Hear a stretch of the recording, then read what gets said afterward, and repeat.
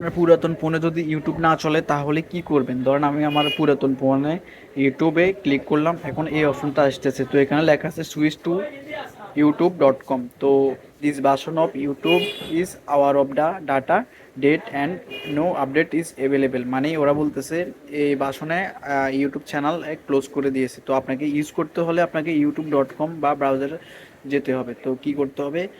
তো আমি দেখাই দিতেছি আপনাদেরকে। প্রথমত গুগল ক্রমে যাবেন, ঠিক আছে? গুগল ক্রমে গেলে এখানে আপনি www.youtube.com এখানে এটা এরকম চার্জ দিয়ে এটা আনবেন, ঠিক আছে? তো এখানে একটা থ্রি ডট আইকন দেখতে পাচ্ছেন, এখানে ক্লিক করবেন। ক্লিক করলে এখানে অ্যাড টু হোম স্ক্রিন, ঠিক আছে?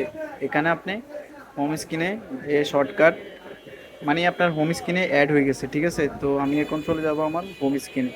এই যে এটা চালু হয়ে গেছে। তো যখনই আপনি এরকম এখানে ক্লিক করবেন তখনই ইউটিউব চ্যানেলে অটোমেটিক্যালি চলে যাবেন। তো আপনার এই অ্যাপসটা আপনি ডিলিট করে দিলেও সমস্যা হবে না। তো বন্ধুরা, যদি ভিডিওটি ভালো লাগে আপনার কাছে তাহলে অবশ্যই একটা সাবস্ক্রাইব করে দিয়ে পাশে থাকবেন।